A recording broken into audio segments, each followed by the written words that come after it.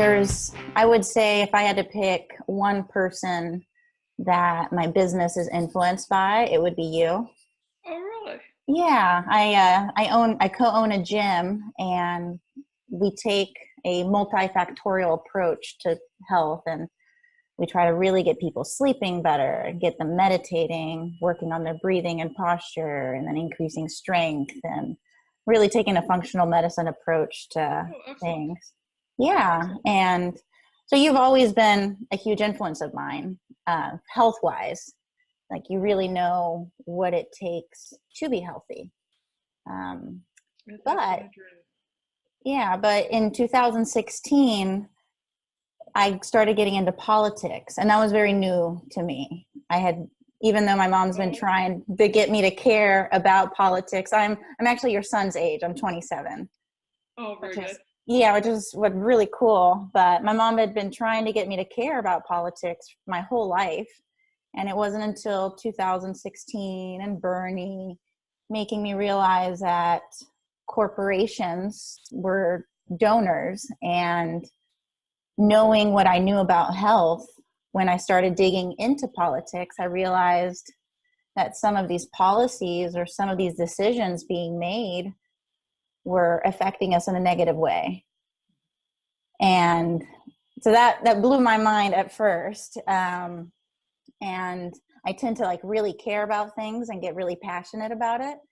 So I Good. started sharing about it, and I was trying to get people in the industry, in the health and fitness industry, in the paleo world, to get politically involved and realize that some of these politicians, not always on purpose, just not knowing what really it takes to be healthy, were trying to pass things that maybe weren't in our benefit. And I got very discouraged by everybody. It was stay out of politics, fitness and health industry, just stick to that. And then I saw your Facebook and realized that you were very political. And I Yes, think, and I get a lot of grief for it, and I'm like, well, that's fine. That's who I am. And yeah. if you don't like it, fine, quit following me. But this is who I am. Hmm. Yeah, and I think that kind of gave me a lot of hope. Well, here's Terry Wahls, and she knows what it takes to be healthy, and she is very political. And I just wondered, like, what kind of policies do you believe in, and like, who do you think? Because you are obviously very more knowledgeable than me in politics, I'm sure. Like, who should we voting? Who should we be voting in? And who should we focus Boy, on? boy, these are these are big, big questions. Um, and it's a big debate. Do we have what level of government intrusion is appropriate? What level of government oversight is appropriate? And I know in the paleo world, people are probably much more inclined towards a Republican view of the world, keep government out, and that the left-wing control is wrong. Mm-hmm. The downside of that approach is it gives so much power to the corporations who are designing food that is destructive to our health, and leisure activities that are often destructive to our health, with social media that's addicting, video gaming that's addicting, in food that is addicting, and nicotine-based products that are addicting. And so if we don't create rules surrounding the use of addicting products, you'll have a decline in health. And so over time, we created rules around the use of alcohol. We don't ban it. We tried banning it. That didn't work out at all well. And so we've created a regulatory model that has been, I think, much more helpful. Yeah, and I think we need to have a similar approach to these other addictive compounds, which in my mind include sugar, Mm-hmm. high glycemic index foods, a lot of these flour-based products. Even the paleo version of the flour-based products are not so good for us, and addictive technologies, including our social media.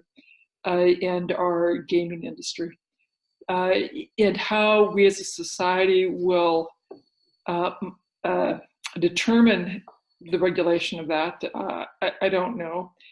Should it be tax-based so that these industries help pay for the undue health burden that they're causing? I have to admit, I like that approach. But we'll see what the policy gurus decide. My son and I have many conversations about this.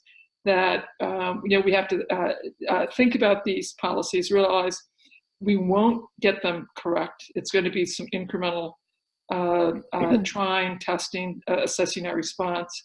You realize that will be some unintended consequences, and that we'll have to modify.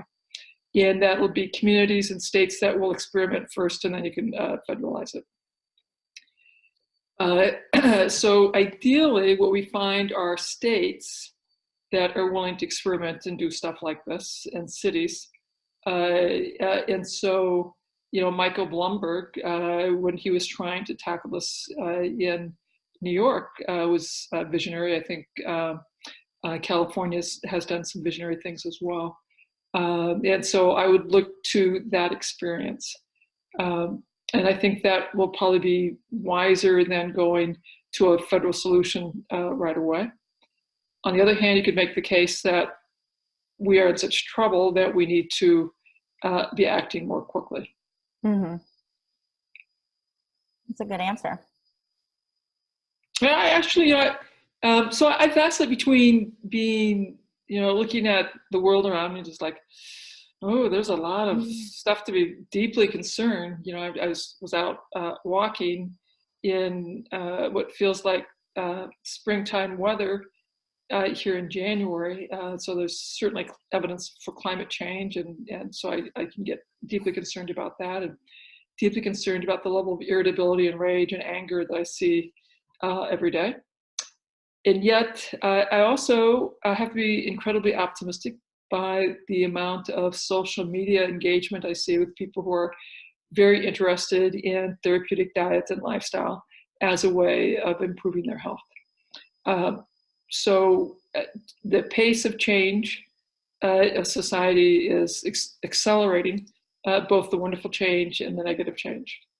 And all that I can do is teach to the people who are interested in my message and try and engage my followers, my tribe, so that they understand there's so much they can do to improve their health and the health of their loved ones. Yeah, I really admire what you do.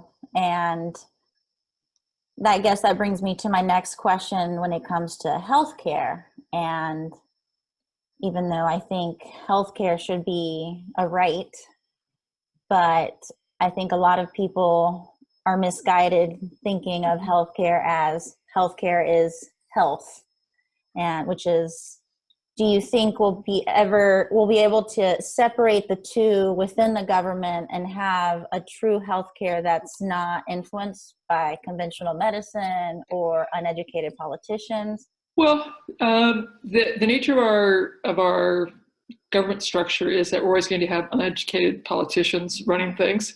There'll be a few educated ones and a lot of uneducated ones. There'll be a few educated voters and many uneducated voters. The question of healthcare as a right, and this is a complicated issue. I have a lot of sympathy for my Republican friends who say we can't afford limitless healthcare when people will take no ownership of their health, when all they're eating is sugar and white flour and no vegetables, and they're exercising. We don't have enough money to take care of them. That is true. Mm-hmm. I also disagree that we should abandon the society. I think we should create policies that have vegetables be cheaper than sugar and white flour. We created policies that subsidized production of corn and corn syrup that makes white flour, sugar, and high fructose corn syrup cheaper than vegetables. So I'd much rather that we think strategically about policy that makes it easier to do health promoting activities such as eating vegetables, easier to walk, easier to have meaningful social engagement with your family and friends. It's interesting, some of the Scandinavian countries, when they were looking at the issues of children and alcohol and tobacco and drug abuse, they, instead of researching the kids who were into alcohol, tobacco, and drug abuse, they started researching the kids who were not into drug abuse and alcohol. And what they discovered is these kids were connected to their parents, their churches, and had social meaning to their lives. So they spent a lot more effort in trying to get families in social activities for kids. And what happened was alcohol use declined, tobacco use declined, happiness, measures of happiness and social engagement climbed, academic performance climbed, quality of life, socioeconomic status climbed. And so my thing is that we need to study the attributes of health, the attributes of happiness, the attributes of why is it that people are resistant to alcoholism and tobacco use and drug abuse, and learn from that and engage and encourage those behaviors. That's amazing. One of our pillars at our gym is connection. Yes, it's a brilliant pillar. Yeah. I heartily agree. Yeah. And in order, so do you think people who are educated in health need to start getting politically involved? Like, is your son influenced by your knowledge? I think he was greatly influenced by watching his mom become profoundly disabled, and having real work, real responsibilities growing up that he knew were essential to our family. And then having this stunning and totally unexpected experience of seeing his mom recover. And then he sees what happens if the quality of my diet, if I get exposed to gluten or dairy or eggs, I'm incapacitated by pain. And he sees that his sister has debilitating migraines if she has any gluten in it. And so he certainly has observed in his family this very strong link between environment and health outcomes. And so that informs his thinking that you get health not as a consequence of drugs, but much more as a consequence of diet and lifestyle. And so health policies that influence how to make it easier to have access to vegetables, access to exercise, access to social connection, will have a dramatic impact on health. And are there of any other politicians that you know of that are very similar or have some of the same views? Well, on the national level, there's a lot of conversation about should we have Medicare for all or not? Should we be protecting Obamacare? Unfortunately, I don't see, which I think is an important debate. If one very important byproduct of that debate is it would make it easy for people to feel comfortable about opening their own small business and being more entrepreneurial, which I think could be phenomenal for our economic development as a country. What I don't see as much discussion on is the importance of making vegetables more available, of shifting our subsidy of corn and soybean to local food hubs so that vegetables are produced locally closer to population centers. I don't see a lot of conversation about urban farming. in going to communities that have had a lot of urban blight and bringing in our agricultural universities to these urban blighted communities and teaching urban farming to these communities. This would be a brilliant move. I know some communities are doing that. I believe Detroit's involved in this. Atlanta's been doing it. Oakland's been doing it.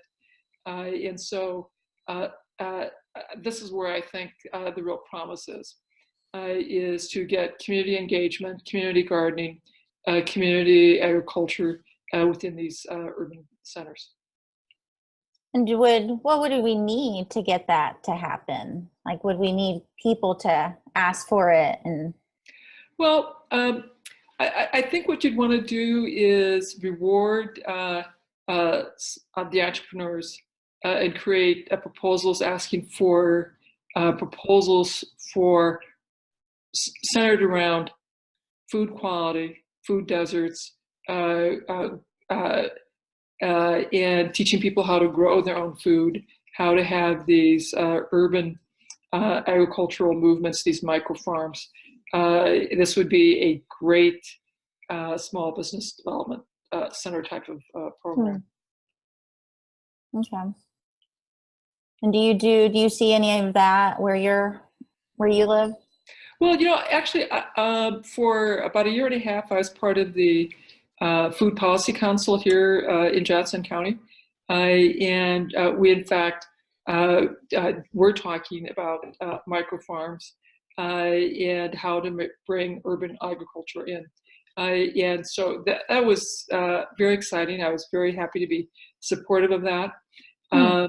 Because of my commitment to education around the world, I was traveling so much that my absence was creating a quorum problem for the Food Policy Council, so I ended up resigning my position. That's a lot of good information. There are of course many things that we can be stressed about, but there is a lot to be hopeful for. We have more people aware that drugs are not creating health, that food quality is important. More schools are into having school gardens. More schools are into teaching children how to cook using ingredients and recipes as opposed to boxes of processed foods. And more religious organizations are teaching their young people how to cook and grow food. So I think there's a reason to be optimistic. A lot of work to do. And hopefully those of us in the health and wellness space can speak to our tribe and encourage them that it's all about therapeutic diet and lifestyle, and that there are a wide variety of ways to make this more affordable within our tribes and within our community. So it's really more, instead of looking at it from the top, more looking at the local communities and how you can bring change from the bottom up. I think that it will be much more successful. It'll be much more successful if we can encourage entrepreneurship at the local level and make it easier for people to develop small business plans, to develop those who want to have urban gardens, those who want to have small urban micro farms, those who want to teach gardening and backyard and front yard gardening, and cooking classes to kids and cooking classes to schools and school gardens. And that creating these community by community will be what is sustainable.